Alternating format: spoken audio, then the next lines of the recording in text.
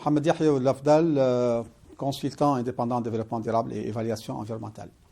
Cette présentation porte sur le module, sous-module 4, intitulé Développement durable, s'inscrit dans le cadre du module 4, cadre de régulation et de coopération des activités pétrolières et gazières. Alors, cette présentation va donc porter sur plusieurs volets. D'abord, le concept du développement durable. Ensuite, nous allons aborder les enjeux spécifiques au milieu côtier et marin, les processus globaux, les tendances au niveau national, les enjeux et les perspectives. Pour commencer, on rappelle ce développement durable. Cette notion devenue très fréquemment utilisée donc, un peu partout dans le monde, donc remonte à sa genèse donc, depuis la conférence de Stockholm en 1972, mais aussi la déclaration de Rio lors du sommet de la Terre en 1992, et bien entendu le sommet de Johannesburg qui a représenté le Rio plus 10 en 2002. Et bien entendu, l'ensemble de ces conférences ont consacré donc l'évolution progressive de cette définition, de cette notion de développement durable.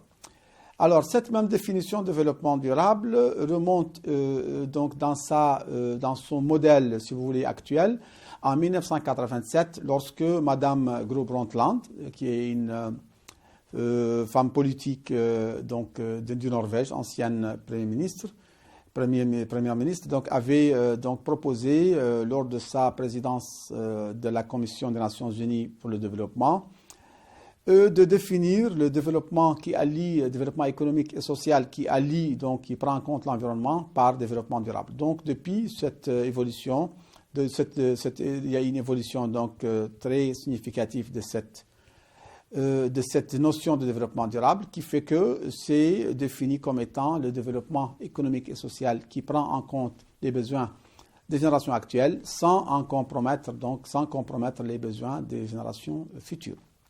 C'est aussi le développement économique et social qui intègre l'environnement et il y a eu d'autres définitions qui ont apporté une dimension gouvernance, donc une quatrième dimension de développement durable.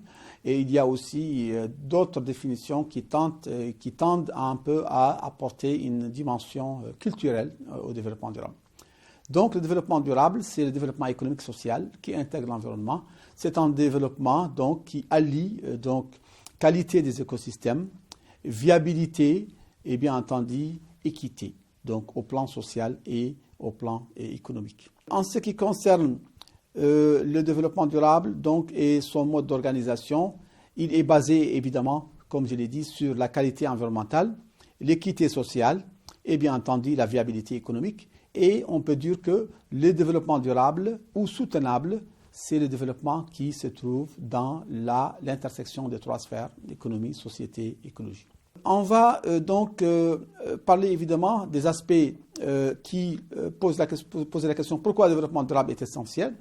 Alors, le développement durable est essentiel parce que sans la prise en compte de cette notion de durabilité, donc on va dans le mur, comme on dit, puisque aujourd'hui, donc en 1800 déjà, il y a déjà pratiquement 2 siècles, nous étions 900 millions d'êtres humains sur Terre. En 2020, donc nous sommes 7,8 milliards. Donc cela veut dire qu'il y a eu évidemment croissance exponentielle pratiquement des besoins et cette croissance va continuer puisque les prévisions de croissance démographique qui visent donc à nourrir, à traiter, à prendre en charge 10 milliards d'habitants sur la planète d'ici 2100, c'est-à-dire dans pratiquement 80 ans. Il est clair que dans les années 70, un grand nombre d'experts scientifiques ont tiré déjà la sonnette d'alarme quant à l'impact de l'activité des hommes sur la planète et sollicité donc les politiques pour un niveau de veille accru pour ne pas se trouver donc dans une situation où déjà nous sommes dans l'impasse en termes donc de fourniture des services et bien entendu de l'alimentation et bien entendu sécurisation des écosystèmes humains et naturels et y compris les questions de changement climatique, les questions liées aux catastrophes et l'ensemble des questions qui pourraient donc mettre en péril l'humanité.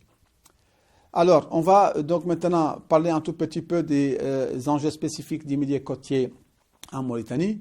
Alors, le milieu côtier et marin en Mauritanie donc, est un milieu donc, qui correspond déjà à un certain nombre de d'intérêt, comme déjà les activités qui sont déjà dans l'offshore, mais aussi les activités qui sont sur le littoral, avec la concentration des activités économiques au niveau des villes côtières et les perspectives offertes en matière évidemment d'activités économiques, y compris l'extraction gazière. Et donc, il y a la question des plateformes et des flux de déchets des navires qui représentent un enjeu. Il y a aussi les forages de production, les campagnes sismiques et bien entendu le trafic maritime qui est très intense au niveau de cette zone.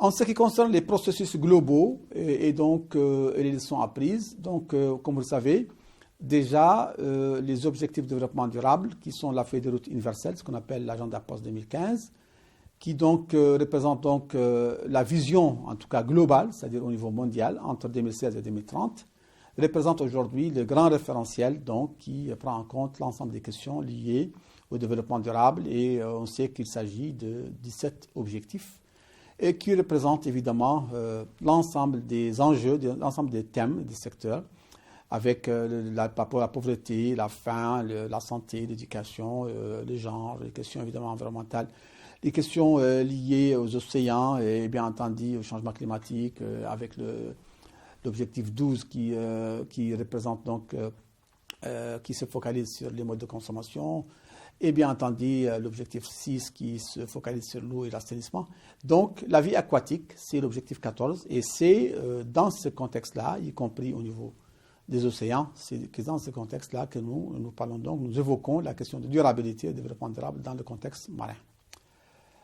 Alors, on doit naturellement, évidemment, évoquer des questions donc liées aux tendances nationales pour la Mauritanie. Il est clair que nos écosystèmes sont très menacés à cause de la surpêche, sont très menacés à cause des problèmes de pollution, mais aussi les risques liés au transport maritime et les problèmes qui peuvent se poser, qui sont en relation avec l'exploitation gazière, notamment, et pétrolière, bien sûr, dans l'offshore. Et cela a fait qu'au niveau national, il y a tout un arsenal donc, de documents de planification qui permettent déjà d'accompagner la feuille de route globale. Au niveau national, il y a la stratégie de croissance accélérée et de prospérité partagée qui représente évidemment l'accompagnement national, la déclinaison, si vous voulez, nationale de cette feuille de route, donc 2016-2030, qu'on appelle les ODD. Et bien entendu, il y a la stratégie nationale de développement durable qui, elle, en tout cas, accompagne aussi cet aspect-là.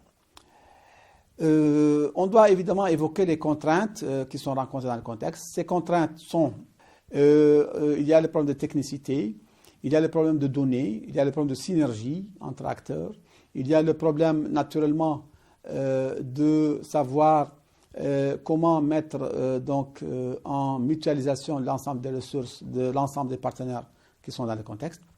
Et sur l'autre face, nous avons évidemment des opportunités.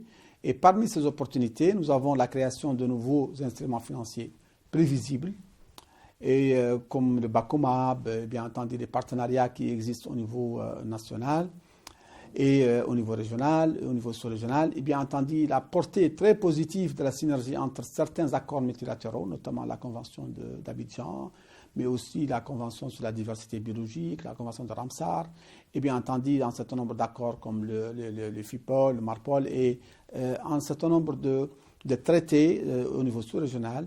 Et la synergie est très bénéfique pour prendre en charge un certain nombre de questions donc à l'avenir et prévenir des risques donc, qui peuvent survenir.